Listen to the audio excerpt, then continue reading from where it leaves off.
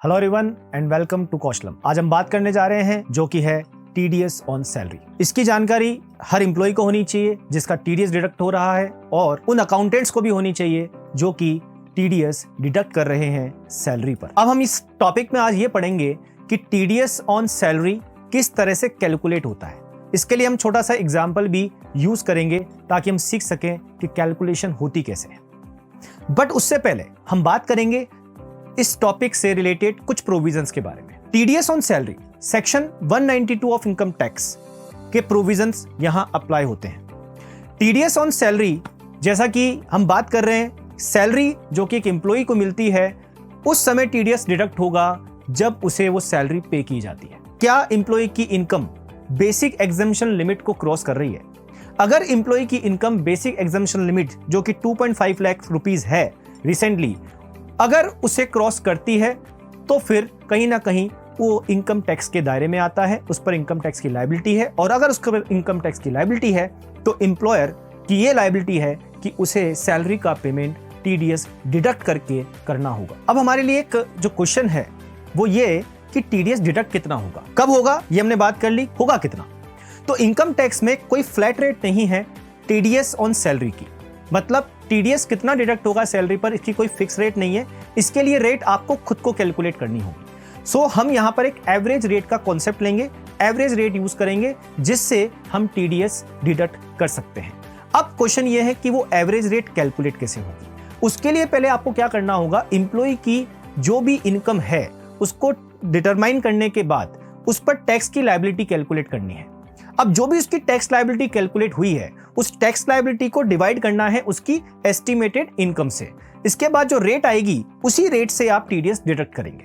अब अगला सवाल यह आता है कि एम्प्लॉय कहता है कि जब मेरे यहां से टीडीएस डिडक्ट हो गया तो मुझे पता कैसे चलेगा कि कितना टीडीएस डिडक्ट हुआ है। मैं चाहता हूं कि जब मैं अपनी इनकम टैक्स रिटर्न फाइल करूं तो मेरे पास भी एक एविडेंस होना चाहिए कि इतना टीडीएस मैं ऑलरेडी पे कर चुका हूं। इसके लिए आपका एम्प्लॉयर आपको फॉर्म 16 इशू करेगा साल के एंड में, जब वो आपका टीडीएस वगैरह जमा करा देगा, अपनी एनुअल रिटर्न फाइल करेगा, आपके लिए फॉर्म 16 इशू करेगा।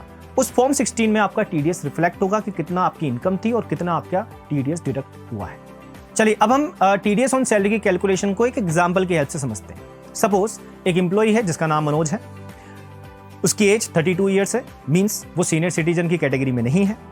अब उसकी जो इनकम है सपोज 80,000 पर मंथ उसकी सैलरी है, इसके अलावा अभी उसकी कोई और इनकम नहीं है। तो 80,000 पर मंथ सैलरी के हिसाब से पूरे साल की सैलरी कितनी हो गई? 9,60,000। 9,60,000 रुपए की इनकम पर आपको ये मान के चलिए कि हम डिडक्शन लेंगे, स्टैंडर्ड डिडक्शन, क्योंकि आप सबको पता है कि सैलरी में स्टैंडर्ड डिडक्शन अवेलेबल होता है।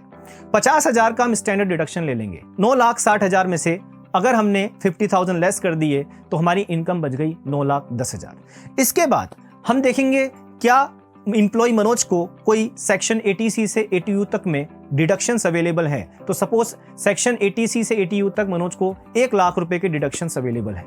अब 1 लाख के डिडक्शन आप वो भी लेस कर लीजिए, तो अब आपकी जो इनकम है वो बच जाती है 9,10,000 में से 1 लाख और गए, अब आपकी इनकम रह गई 8,10,000, 8,10,000। अब आप इस 8,10,000 पे टैक्स लायबिलिटी की कैलकुलेशन करिए जो कि स्लैब रेट्स हैं उसके हिसाब से। स्लैब रेट क्या है ये आप जानते होंगे कि 2,50,000 की इनकम से ऊपर 5 लाख तक जितनी भी इनकम है उस पर 5% टैक्स है, और उसके बाद जो इनकम है अप टू 10 लाख उस पर 20% टैक्स रेट है। तो इसके साथ आप जब टैक्स की कैलकुलेशन करेंगे, टैक्स लायबिलिटी का जो अमाउंट होगा वो आएगा 74,500। अब इस 74,500 पर आप कैलकुलेट करेंगे सेस, एजुकेशन सेस, जो कि होता है 4%। अब 74,500 पर आप 4% जब सेस कैलकुलेट करेंगे तो वो आएगा 2,980। अब आप 74,500 प्लस 2,980 को ऐड करेंगे तो टोटल टैक्स लायबिलिटी जो आ रही है मनोज की वो आ रही है 77,480। नाउ तो टैक्स लायबिलिटी हमारे पास है 77,480।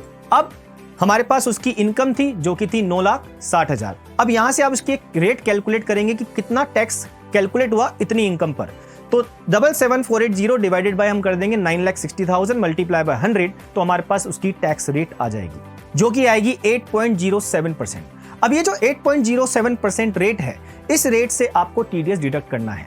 कितना करना है? सिंपली आप उसको 80,000 पर मंथ सैलरी दे रहे हैं, 80,000 पर 8.07% आप टीडीएस डिडक्ट करेंगे तो हर मंथ का जो टीडीएस आएगा वो आएगा 6456। अब ये 6456 उसकी सैलरी में से डिडक्ट होगा और बाकी अमाउंट उसको पे किया जाएगा। तो आई होप आपको टीडीएस ऑन सैलरी के बारे में, उसकी कैलकुलेशन के बारे में ये इन्फॉर्मेशन काफी हेल्प करेगी। ज्यादा इन्फॉर्मेशन जो कि टीडीएस से रिलेटेड अगर आपको चाहिए तो आप हमारे ई अकाउंटेंट कोर्स को सब्सक्राइब कर सकते हैं।